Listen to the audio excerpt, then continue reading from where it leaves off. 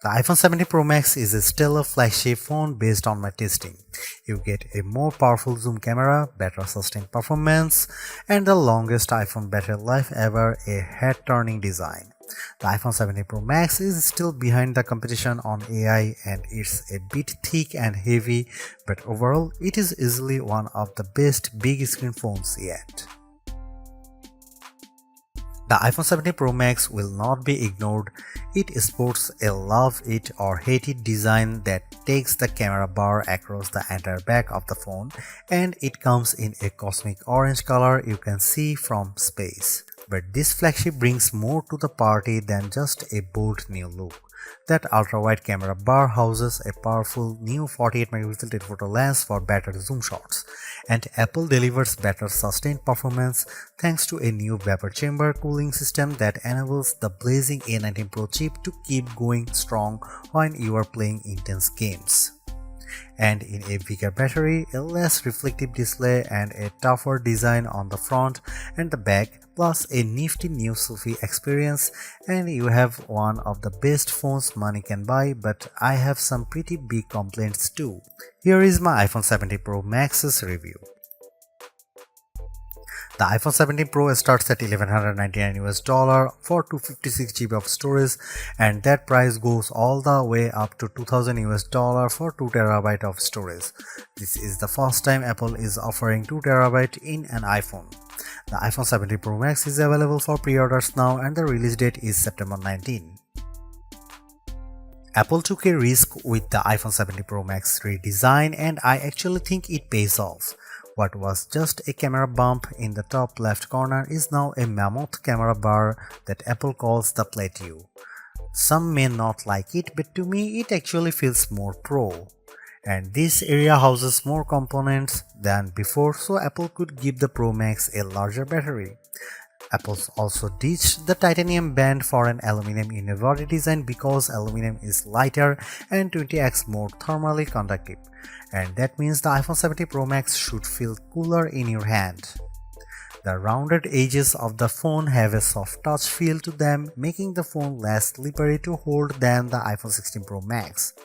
The iPhone 17 Pro Max is made tougher too. The 6.9-inch display is protected by Ceramic Shield 2, which has 3x better scratch resistance, and there is Ceramic Shield on the back that's 4x more resistant to crack than the previous glass. The Ceramic Shield back gives the Pro Max a two-tone design, which I really like, and it's more pronounced on the Cosmic Orange model than the Deep Blue model I tested. And you can also choose silver, but Apple oddly omitted black from this year's color options. Unfortunately, the iPhone 17 Pro Max is thicker and heavier than the iPhone 16 Pro Max.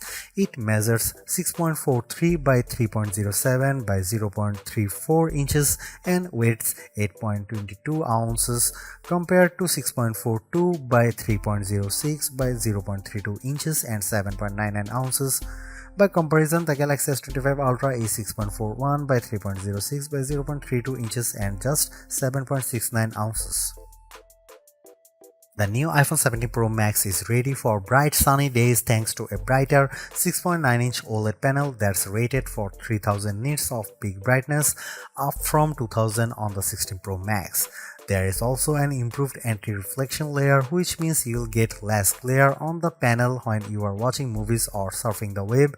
When I held the iPhone 17 Pro Max or 16 Pro Max in my hand and turned the phones in direct sunlight, I noticed less reflections on the newer iPhone. When I put the iPhone 17 Pro Max next to my S25 Ultra to play one battle after another trailer, Samsung's phone looked a bit brighter but suffered from slightly more glare. In our test, the iPhone 17 Pro Max reached a slightly higher 1899 nits compared to the Samsung's 1860, but the Pixel 10 Pro XL blew them both away with 2555 nits. The iPhone 17 Pro Max also fell behind the Galaxy and Pixel in color reproduction, reaching just 77.6% in the DCI-3 color space test. And its colors aren't as accurate as what you would get on either S25 Ultra or Pixel 10 Pro XL.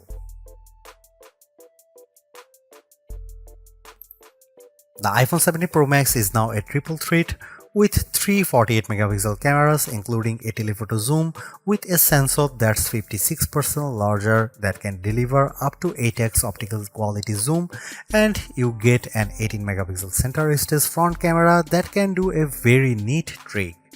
Here are some camera samples of the iPhone 17 Pro Max.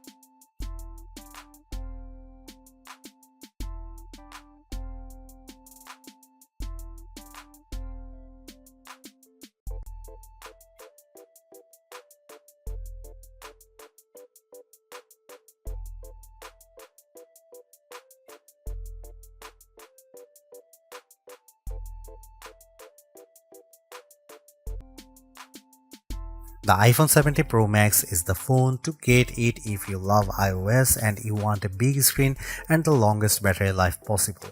The iPhone 17 Pro is also great too if you prefer a design that's more compact.